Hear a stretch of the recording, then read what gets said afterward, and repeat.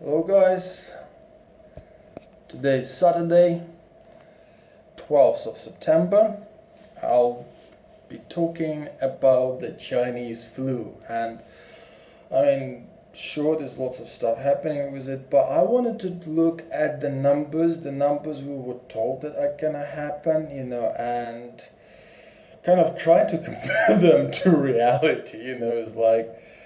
It's just a bit but I started thinking about doing this because I was chatting with a friend of mine, one of my classmates from school, and saying that, look, guys, I don't understand why you're panicking over this Chinese flu thing. It's not really as bad as they make it sound to be. It's not so bad. And they were like, yeah, but it's like so bad. And I wanted to just look not at the entirety of the thing because I admit that I'm not really a doctor and I can only go from the things I can get into from open sources. But what I'd like to start from was that when this whole thing with coronavirus pandemic, with the Chinese flu pandemic, have started, when they have told all the governments you need to shut down your countries, for at least 2 to 3 weeks and things like this. I was watching a program where the doctor, the so-called epidemiologist, was telling us about the virus, and he was telling us, look, what the virus is gonna do, it's gonna, on average, the infection rate is gonna be 2 people per day. So if you're ill with the Chinese flu, you're gonna infect on average 2 people per day. Okay? Now they said the death rate is gonna be like within percentages, but for this particular case, I'm just gonna say 1%. I'm not gonna look for the entirety of the thing, right? Unfortunately, before saying something like this doctor has forgot to do a simple math, right? The mathematics. He didn't do the calculations. And just waking up too early in the morning today, I was like, okay, I'm gonna do the math because something does not seem to make sense. So I did the math. So what do we know about the Chinese flu? We know that one of the things which makes it more dangerous than a normal flu is the fact that it actually, once it gets into your system, it spends 2 weeks incubating itself. So you are already contagious, but you still do not have any symptoms. As such, you will not know when you have actually made any of your relatives ill, or anybody ill. If you pass this illness on for like 2 weeks, you will not even know that you're doing this. Okay? Another thing that we know is that the first cases of the Chinese flu were started to appear, and we're talking about people already going to hospitals, were already in December. So we can safely say that sometime in October, November, this thing has already been around. For the sake of an argument, I'm just gonna do math based on the first 4 weeks of December. Okay? We're just gonna imagine that the entire thing has started on the first day of December. And there was only one person that caught that flu. I don't know where from, I'm not gonna talk about this, but one person, on average, this person infects 2 people a day. And we're remembering, right, this is in a city, the city which has got good transport connections with the other cities in China and good transport connections internationally. Okay, people come and go, and as we all understand, virus is not the kind of guy that stands there at the passport control, or it stops traveling just because it didn't buy a train or plane ticket. It would be nice if any time you got a virus, you went, well, I'm going on a plane, and the virus went, well, I don't have a ticket, goodbye. But it doesn't. It actually travels with you. So we can go that for the first 2 weeks, the amount of ill people has tripled. Well, one person plus two he infected. So for example, on day 2, we're expecting already 3 people ill. On day 3, it's 9 people, and so on and so forth. So we're gonna look at this mathematics for this one. I went through 14 days, so 14 days it increased by 3, so 1 multiplied by 3 to the power of 14, and that works out as 14,348,907 people ill in the first 2 weeks, right? And this is not just stuck to one city, okay?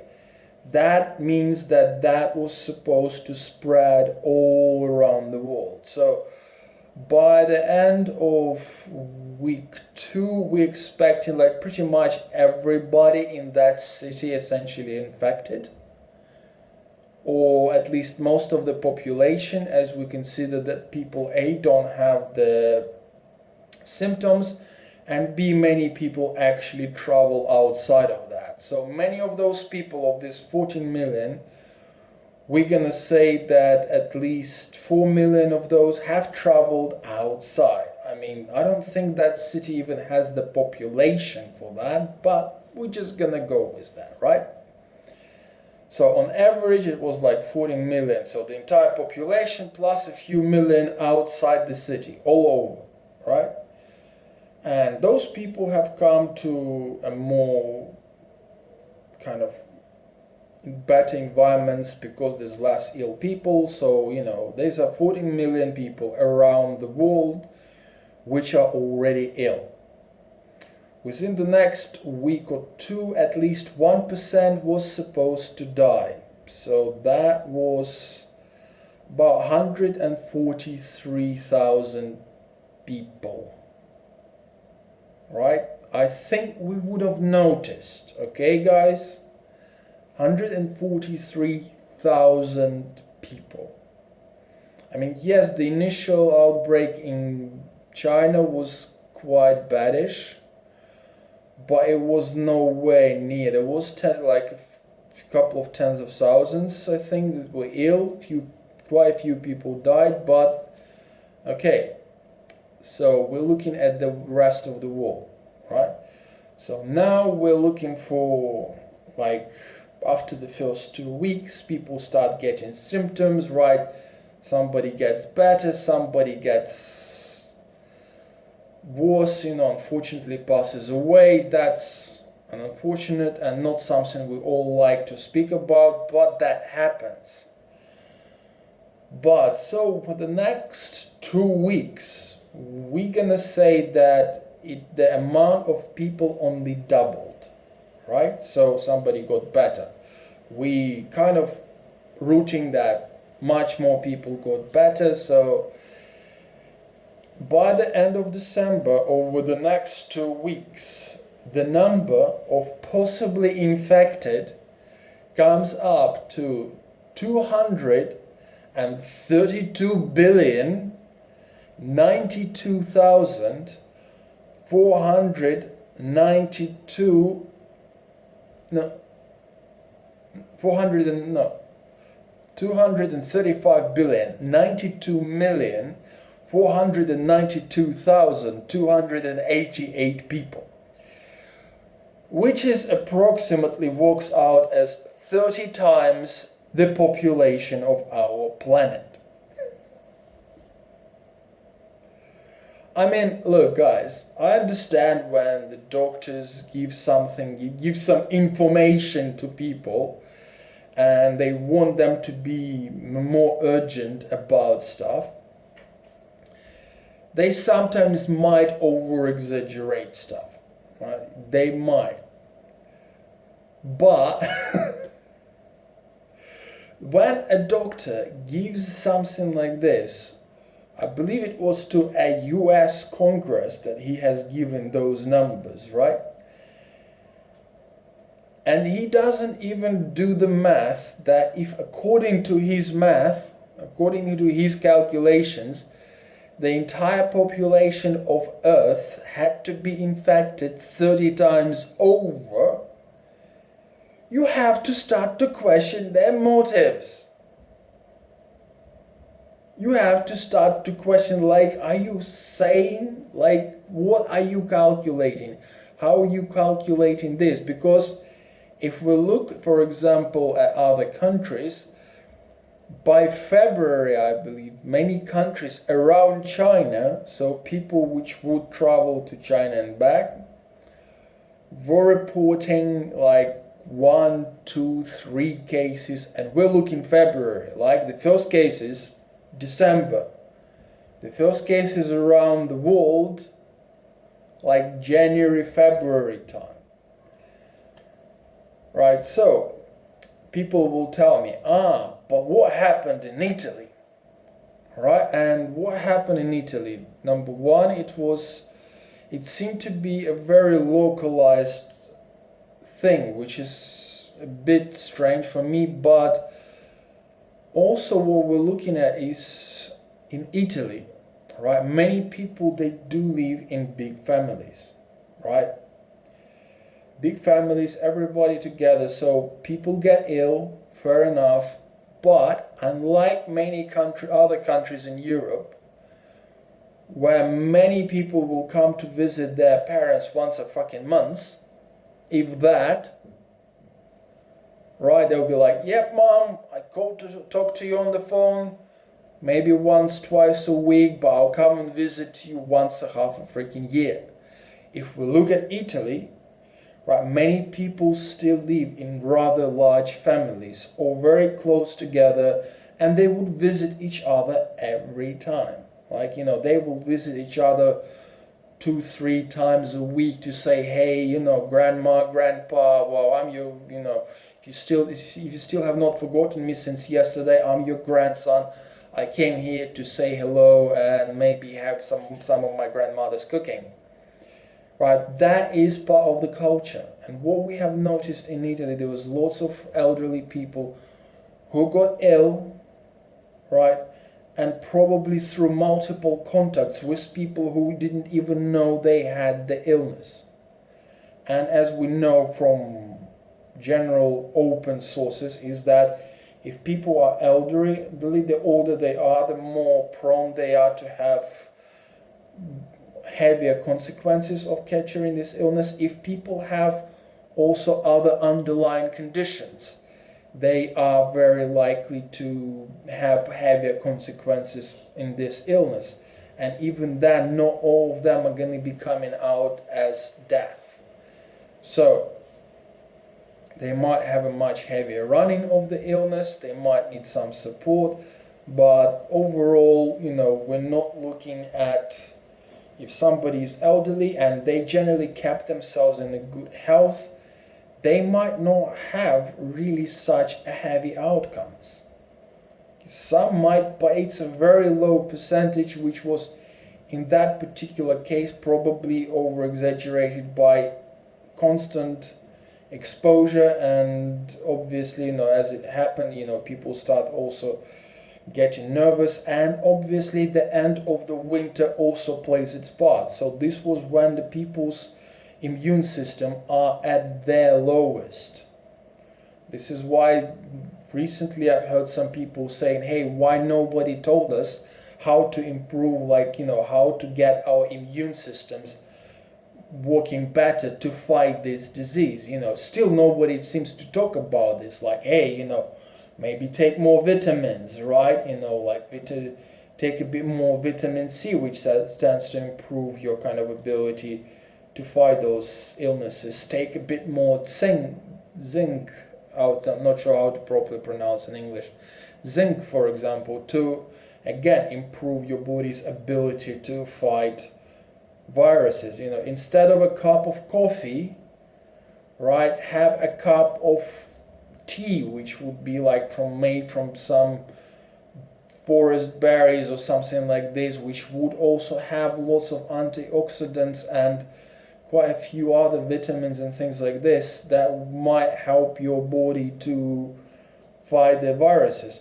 Instead of having a sugary drink, have tea with honey, which is also improves your ability to fight those viruses. If you're feeling ill, don't go to work, right? Actually don't go just grab a pill of, I don't know, aspirin or paracetamol and then go back to work, because you might actually infect other people's and they might not have as strong a fighting chance as you are. Right? Things like this. Right? Same things you would do for any other similar illness, which nobody does. That's a different story.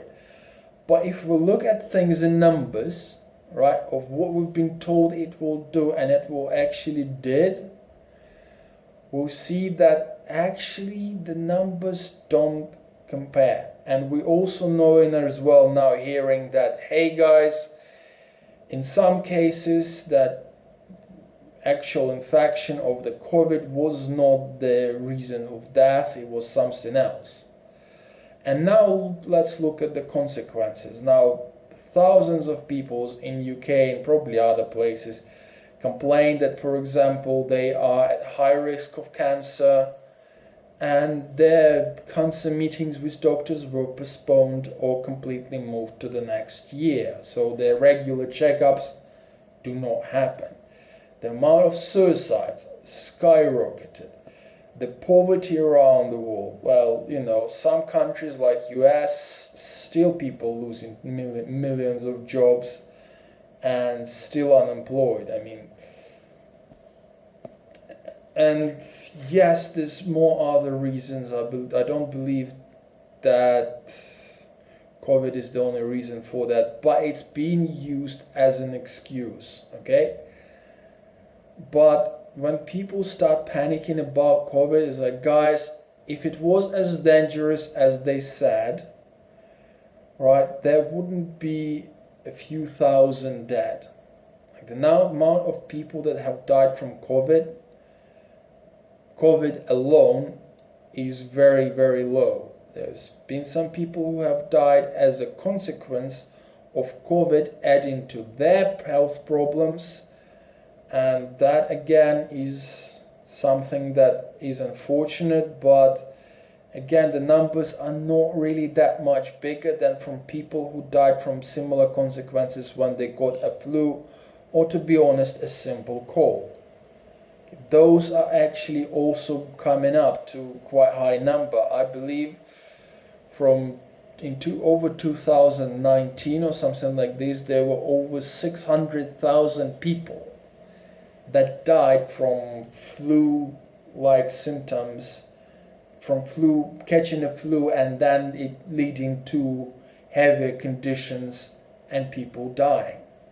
So the numbers are not really that bad, and again, quite often people would have one and think it's another, and then they would have another and have it.